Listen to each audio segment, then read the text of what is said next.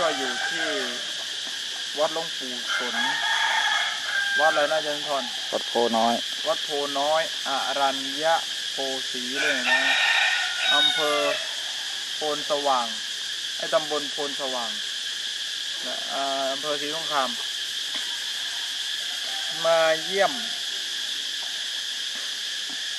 ในฐานะว่าทราบว่าท่านเป็น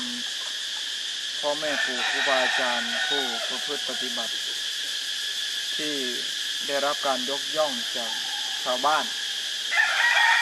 แล้วก็บุคคลผู้นับถือก็เห็นได้ว่าเป็นนิมิตหมายที่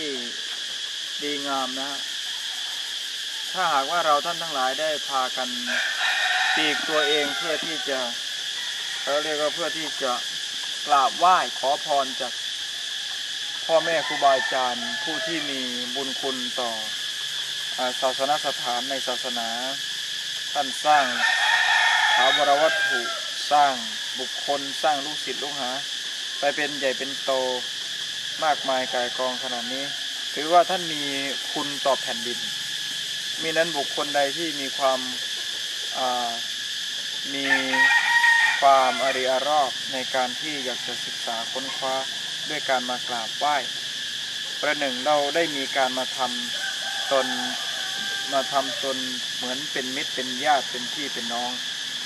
สร้างความคุ้นเคยให้แก่กันและกันยิ่งขึ้นก็จะทำให้เราเป็นพี่เป็นน้องกันด้วยความคุ้นเคยด้วยความ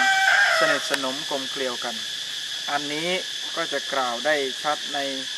พุทธศาสนาเนี่ยได้ยืนหยัดไว้ว่าเป็นพุทธพจน์ไว้ว่าวิสาสาปรมายาติความคุ้นเคยเป็นญาติสนิทหรือเป็นญาติอย่างยิ่ง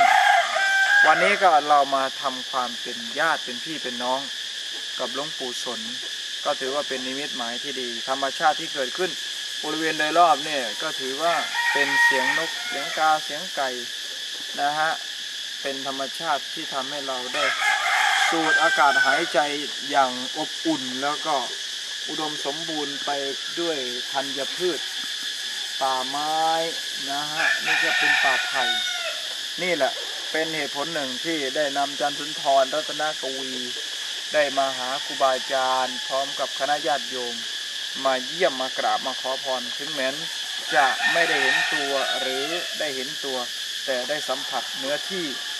ลานบุญลานกุศลแล้วก็ประหนึ่งเราได้สัมผัสตัวท่านแล้ว